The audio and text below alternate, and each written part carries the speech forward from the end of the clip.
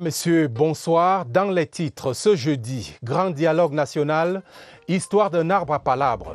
C'est le 10 septembre l'an dernier que le chef de l'État annonçait la tenue de cette rencontre inédite. Évocation et retombée dans un instant. La voix de Paul Biya résonne avec solennité et autorité dès l'entame du 20h30. Dans le jeudi des régions, Yaoundé, mise au vert de la capitale avant le Chan de janvier 2021. De grands travaux lancés pour dévoiler le charme de la ville aux 7 collines. Lieu doux de la cité capitale à ses visiteurs brille dans ce journal. Baccalauréat technique, la copie des opportunités après les résultats. Passé le verdict du bac industriel rendu hier, exploration des offres de formation et opportunités d'emploi pour les bacheliers dans cette édition. Voilà pour les titres. Détails après ce message du chef de l'État.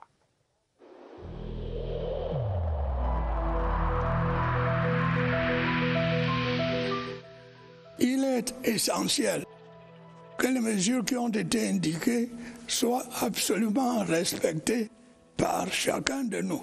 Lavez-vous régulièrement les mains à l'eau et au savon ou à l'aide d'un gel hydroalcoolique. Restez à au moins 1 mètre de distance des autres personnes, surtout si elles toussent, éternuent ou ont de la fièvre. Si vous avez de la fièvre, de la toux ou des difficultés à respirer, consultez un médecin.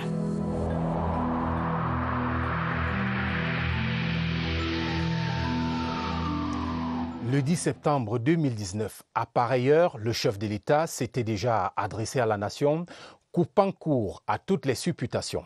Paul Biya, dans un message radio-télévisé relayé en temps réel sur les plateformes digitales, annonçait sa décision de convoquer un grand dialogue national. Retour sur ce jour et les premières retombées de la rencontre, Séverin Legambélé.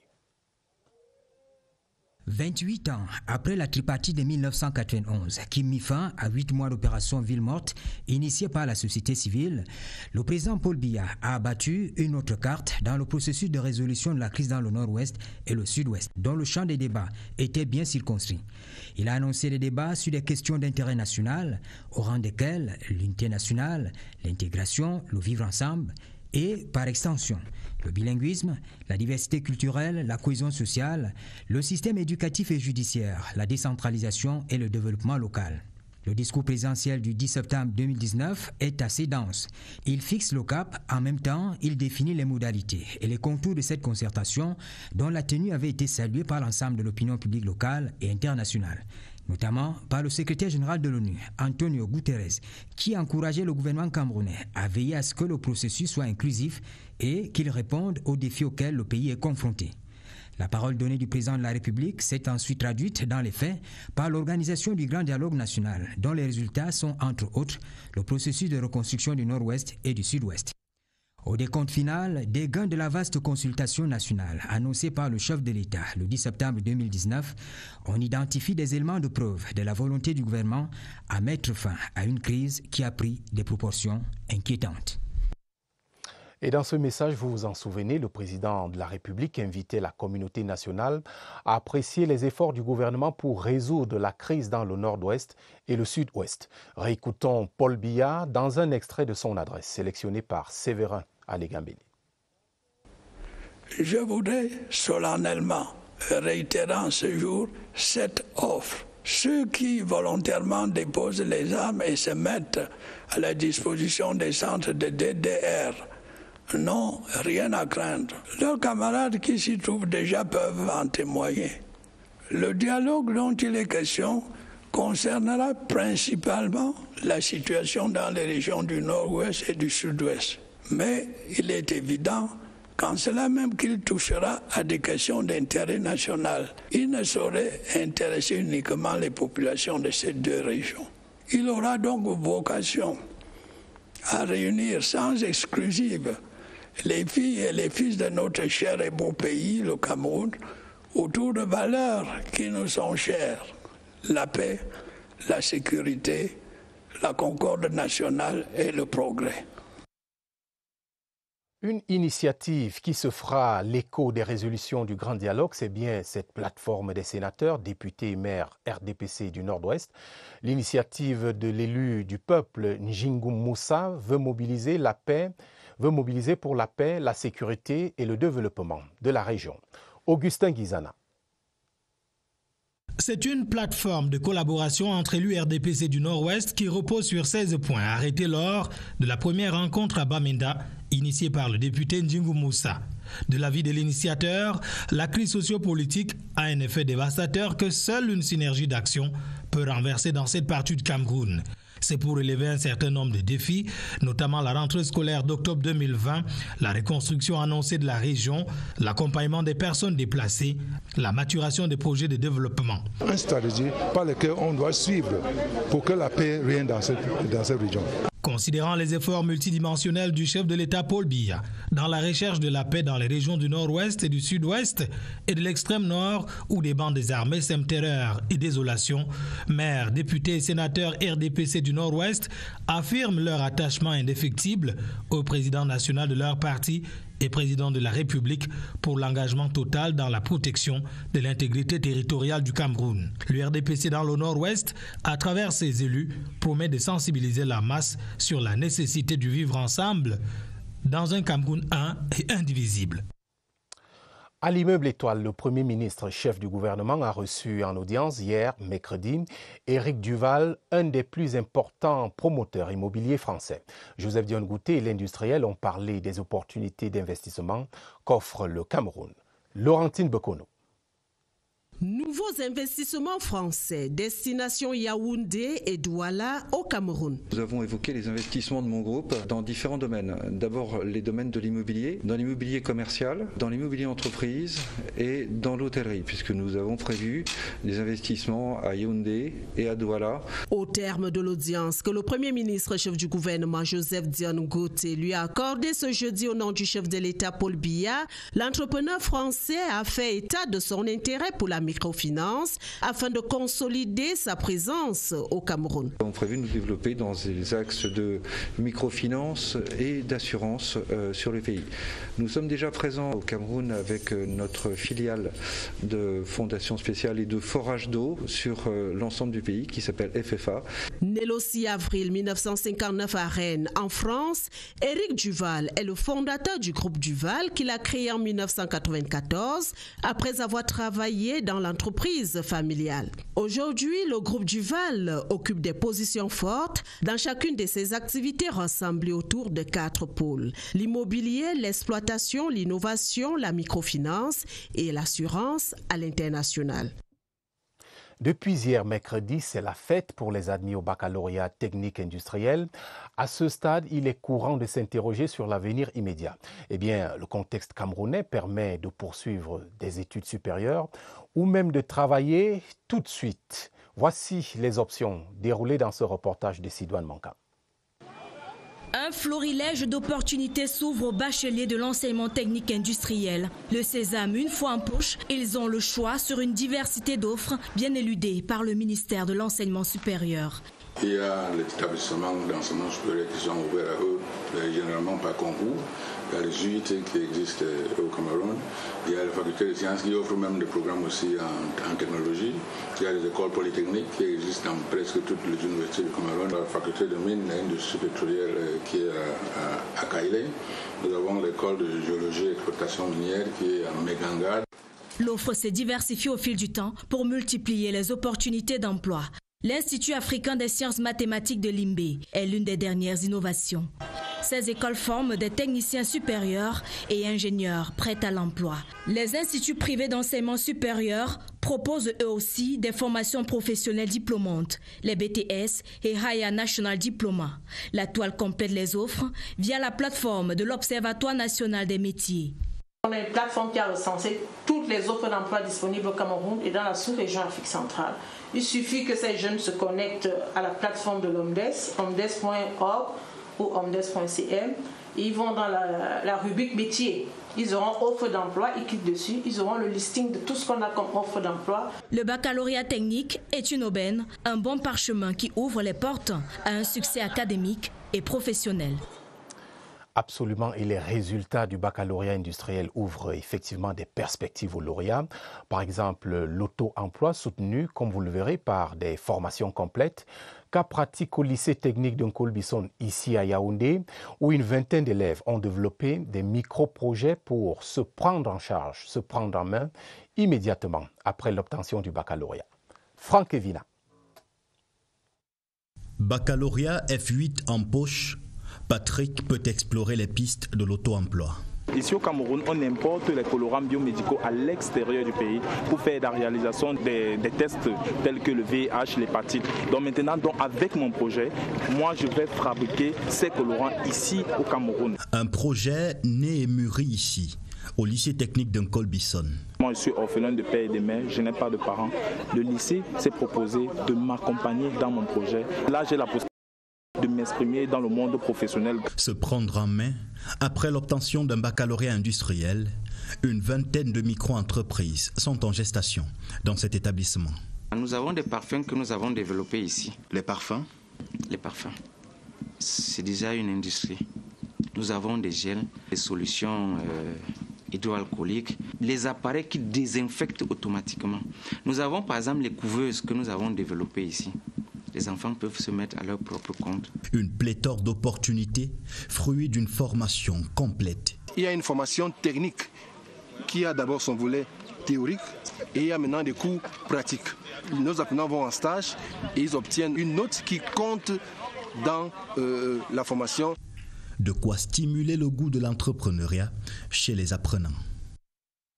Dans le jeudi des régions, le championnat d'Afrique des nations de football est à nos portes, mais nous ne parlons pas vraiment de sport, plutôt de Yaoundé, un des principaux sites de l'événement. La capitale camerounaise offre-t-elle les attraits et commodités dignes des visiteurs qui s'annoncent? Petit tour des lieux et comportements, Elvis Nguimaison. Les routes de Yaoundé prennent au fil des jours la forme de comptoirs géants où sont exposées différentes marchandises. Les chaussées sont truffées de véhicules abandonnés et les laveries poussent comme des champignons. Dans les marchés, des tas d'immondices dictent leurs lois du fait de l'incivisme des populations. Même quand le bac est vide, même, on continue à verser à terre. Je ne sais pas pourquoi. À moins de 4 mois du championnat d'Afrique des Nations, le pari de la salubrité est loin d'être gagné. L'insalubrité aussi porte sur les déchets liquides, les fils électriques et les câbles qui sont partout. Là, on parle de pollution visuelle. À cette insalubrité grandissante, il faut ajouter les désordres urbains. On doit faire le maximum pour essayer de discipliner les motos, taximans, discipliner les gens qui garent les véhicules à tort et à travers, discipliner les commerces. Bref, on doit restituer à chaque activité son espace. Redonner son lustre à la cité capitale du Cameroun est donc une affaire de tous et de chacun. Et pour tenir le pari, les autorités ont lancé des travaux d'Hercule, l'objectif étant de faire de Yaoundé une ville qui chante et qui enchante les visiteurs par sa beauté. Revue des principaux chantiers, Roland Camille Nsombi. Pour donner un visage attrayant à la cité capitale, en prélude aux grands événements sportifs, les jeunes sont mis à contribution par les exécutifs communaux avec le concours des autorités administratives. Il est question pour nous de pousser nos maires de faire beaucoup plus d'efforts pour pouvoir donc gagner ces paris. Le badigeonnage des terres pleines, en même temps embelli par des pots de fleurs et bien d'autres actions pour une ville de Yaoundé plus rayonnante sont en cours. Nous mettons des bacs à fleurs pour rendre la ville belle et attrayante. Et spectacle. Nous reprofilons également les routes intérieures de notre commune. Nous avons créé une brigade permanente de propreté qui sillonne toutes les artères de la commune chaque jour. Quant à la gestion des déchets qui jonchent les artères de la ville de Yaoundé, les autorités entendent travailler en synergie avec la structure chargée de la collecte des déchets, les mouvements associatifs, les ménages et les responsables des espaces marchands. La structure chargée de la gestion des déchets sait ce qu'elle doit faire. Nous partons un peu au-delà de ce que nous faisons en accompagnant toutes les communes d'arrondissement. Les chefs de quartier et de blocs seront associés à cette lutte pour une ville de Yaoundé plus propre et plus salubre. Les acteurs du transport par moto devront améliorer leur aide, tout comme ceux d'autres secteurs d'activité.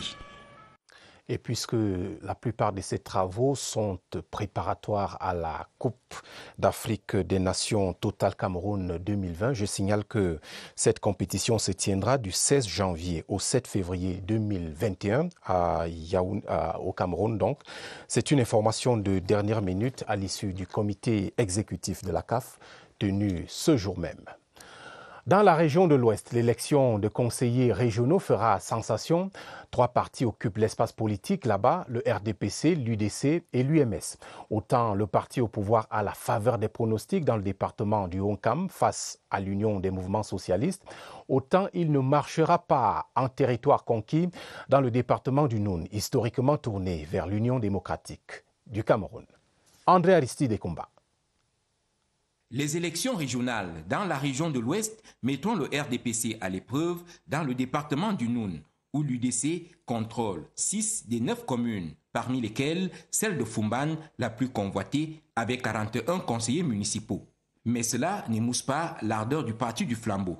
Nous pensons que le casting, le choix des... n'entendent pas y aller les mains mortes. Nous travaillons d'arrache-pied sur le terrain pour que le processus électoral se déroule bien dans le Noun et qu'au sorti des élections régionales, que le RDPC occupe une place très très honorable. L'adversité dans le Honkam, où l'UMS règne à maître absolu dans les communes de Bafang et de Banwa, pourra être contenue. Car en dehors de Banka, où le MCNC contrôle la commune, le Rassemblement démocratique du peuple camerounais gère 4 communes sur 7. La surprise ne peut arriver qu'en cas de non-respect de la discipline du parti. Le directeur exécutif de l'Organisation internationale du cacao est au Cameroun. C'est dans le cadre d'une visite de travail avec les acteurs de la filière. Michel Arion était hier au Centre d'excellence du traitement post-récolte du cacao du Mbam et Kim Setantui, après une audience avec Luc Magloire Mbarga à Tangana, le ministre du Commerce. Luc, bienvenue au Nana. Première étape, le cabinet du ministre du Commerce. Ici, un seul sujet était au centre de l'entrevue, l'amélioration de la rémunération du cacaoculteur. Nous allons travailler à maintenir un niveau de prix décent. Après Yaoundé, le patron de l'instance fêtière de la filière dans le monde pouvait descendre sur le terrain où se cultive grâce au Conseil interprofessionnel du cacao et du café, le préalable à une bonne rémunération, la bonne fève. Très agréablement surpris et je ne demande qu'une chose, c'est que demain un tel centre soit multiplié par 10, par 20, par 50, par 100. Ce séjour, qui est le 4e du genre que le directeur exécutif de l'Organisation internationale du cacao effectue au Cameroun, arrive à la veille du Conseil international de cet organisme qui aura lieu dans 2 semaines à Abidjan, en Côte d'Ivoire. 1 200 000 francs CFA, voilà le montant de la contribution de la diaspora camerounaise établie au Royaume-Uni de Grande-Bretagne et d'Irlande du Nord. C'est pour la lutte contre le coronavirus. Le chèque a été remis hier à Londres au haut-commissaire du Cameroun, Albert Fotabon. Le représentant des donateurs, Mathurin Koundi, s'exprime sur le sens de ce geste dans cet extrait recueilli par Evelyne Ngangen. Nous avons décidé, après l'appel du président de la République, de mobiliser les fonds pour le support des victimes de la Covid-19. Donc, on ne pouvait pas rester indifférent. Et aujourd'hui, nous sommes là, venus à l'ambassade pour remettre un chèque. L'administration camerounaise, je pense que vous avez suivi l'essentiel, s'enrichit de nouvelles compétences.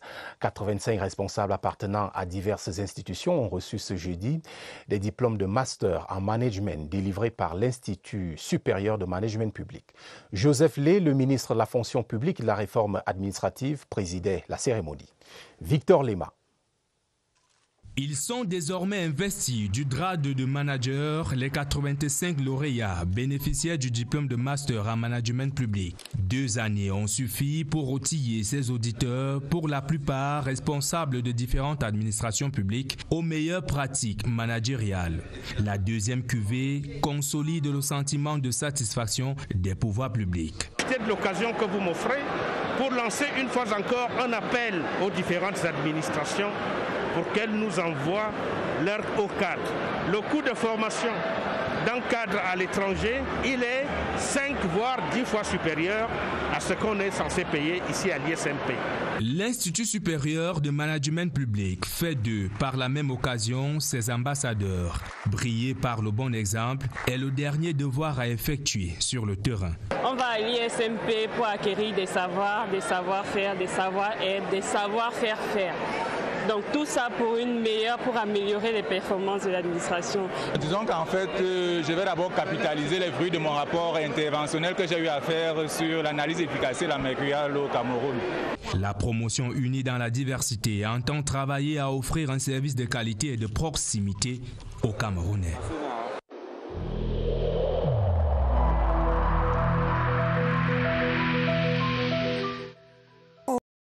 Du masque dans l'espace public restera obligatoire jusqu'à nouvel ordre.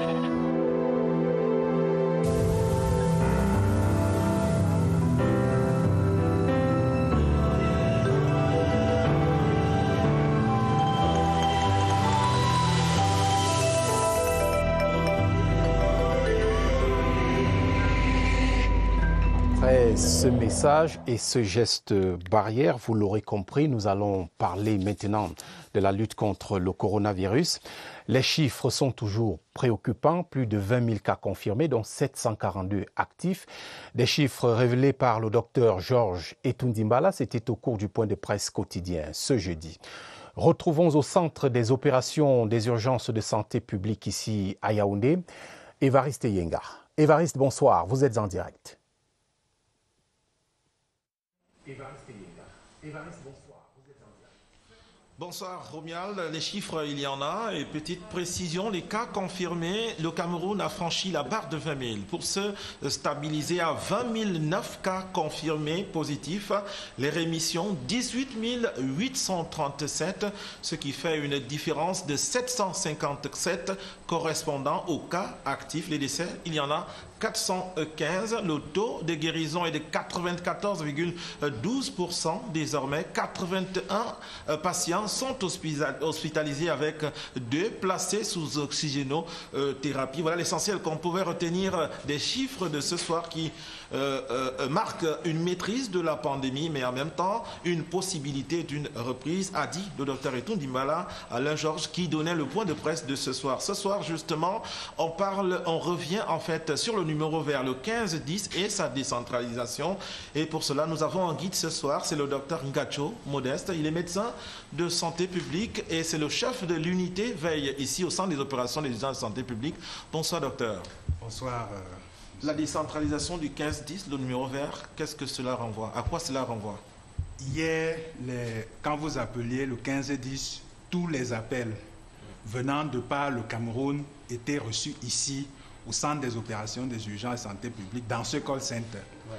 Avec la décentralisation du 1510, lorsque vous composez 1510 dans votre région, l'appel va être reçu à la délégation régionale de la santé publique du lieu où vous vous trouvez et où vous appelez. Et quel est le problème que résout cette décentralisation du 1510? La décentralisation du 1510 rapproche davantage les services offerts par le 1510 des usagers. Par exemple, vous voulez savoir où est-ce que vous pouvez faire un test de dépistage du coronavirus. Hier, quand vous appeliez, l'appel était reçu ici, traité, et on vous donnait une information qui nous venait des délégations régionales de la santé publique. Maintenant, et ce depuis fin juin, lorsque vous composez le 1510 pour une pareille information, c'est la délégation donc qui va vous donner cette information-là. Et comme vous savez que cette information est dynamique, eh bien, elle sera beaucoup plus actualisée maintenant que le 1510 est décentralisé dans les régions. Merci Dr Gacho d'avoir honoré l'invitation. Romuald, ce sera l'essentiel des nouvelles de ce soir. On l'a retenu. Il y a une constante. On appelle toujours le 1510, mais la réponse peut émaner de la région, le lieu où se trouve l'appelant. Demain, il y a ce rendez-vous à noter. On va parler de la surveillance transfrontalière en matière sanitaire, bien évidemment. Le cas spécifique de l'aéroport international de Douala. À vous le plateau. Merci Évariste. Rendez-vous pris donc pour demain à l'aéroport international de Yaoundé, Nsimalel. La 24e édition du festival Écran Noir peut compter sur l'accompagnement technique de la Cameroun Radio Television. Ce sera du 31 octobre au 7 novembre prochain. C'est ce qui ressort en tout cas de la visite rendue ce jeudi au directeur général de la CRTV, Charles Ndongo, par le délégué général du festival Écran Noir, Basek Bakobio. Compte rendu, Joël Igor Abanda. Une trentaine de minutes, c'est le temps qu'aura duré l'audience du directeur général de la CRTV, accordée au délégué général du festival Écran Noir ce jeudi 10 septembre 2020.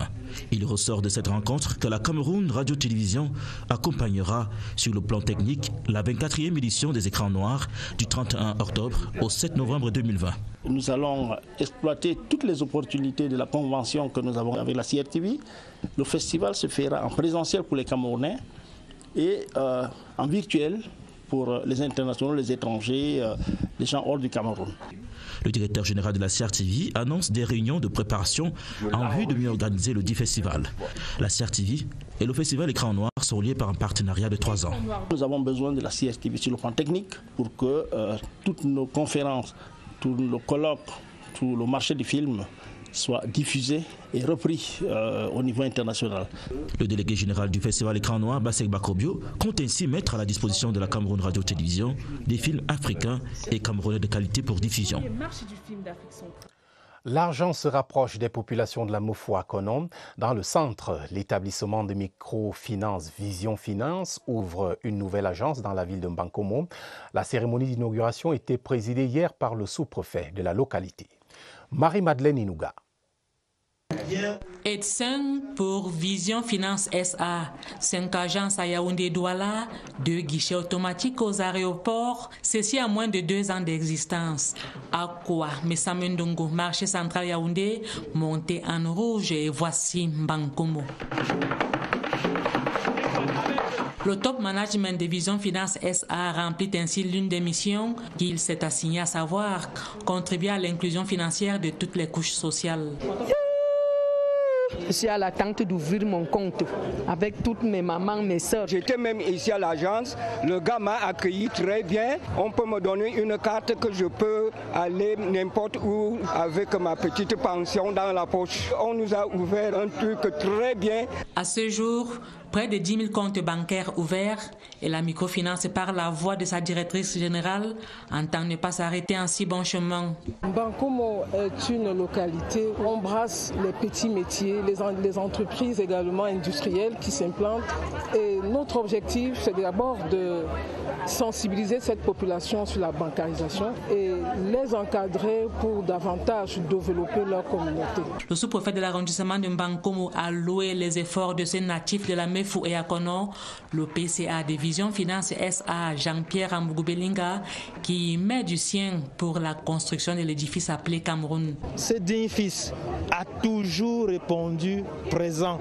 Nous lui disons merci pour tout ce qu'il a fait et pour tout ce qu'il continuera de faire pour le bien de ces populations. À travers sa panoplie de cartes bancaires, Ayong et Singang, Asimba et Diamond, grâce au groupement interbancaire et monétique d'Afrique centrale, auquel est affilié l'établissement financier, ses clients ont facilement accès à leurs comptes, tout en opérant même dans les guichets d'autres banques connectées au réseau JIMAC. Vision Finance SA, votre microfinance telle que vous l'avez rêvé, un slogan, un rêve devenu réalité en Mbankomo, dans la Mefou et à Kono. Balle au pied pour la première ligue anglaise qui s'affiche en page des sports de ce journal. La CRTV a acquis les droits de diffusion du championnat européen le plus couru. Début du spectacle samedi prochain, 12h30 sur CRTV Sports and Entertainment.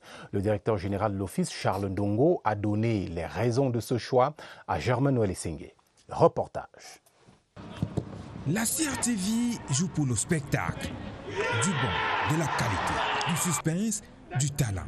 Autant de paramètres qui ont motivé le choix du top management de l'office. C'est l'un des championnats les plus compétitifs qui donne lieu à la plus grande ferveur. Le public anglais, leurs équipes sont à la hauteur de cette réputation. L'offre de la CRTV a très vite été acceptée. Nous avons engagé des négociations avec beaucoup de fédérations et beaucoup de détenteurs des droits sportifs. Il se trouve que c'est la première ligue qui a été la première à répondre promptement Et naturellement, nous avons sauté sur l'occasion. Le public camerounais n'est plus dans la contrainte des autres canaux pour vivre les émotions de la Premier League avec sa constellation de stars. La CRTV ne compte pas s'arrêter là. Nous sommes en négociation pour voir comment retransmettre la plupart de nos grands rendez-vous sportifs nationaux, notre championnat de première division, naturellement la Champions League. Une occasion pour le manager de repréciser le positionnement d'une chaîne thématique dédiée uniquement au sport et au divertissement. Une chaîne de promotion des sports, pas seulement le football, c'est vraiment tous les sports. La Premier League, une mise en bouche dès ce samedi, en attendant d'autres émotions sur notre antenne. C'est donc un samedi anglais que nous vous promettons sur CRTV Sport and Entertainment. Ainsi va le Cameroun ce jeudi. Retrouvez à partir de demain à Tabadine Oumar pour les éditions du week-end. Merci à l'ensemble des équipes de production de la semaine, mais également à vous-même, mesdames et messieurs, pour votre. Je vous souhaite d'excellents moments sur votre chaîne, la CRTV. La télévision, c'est ici. Bonsoir.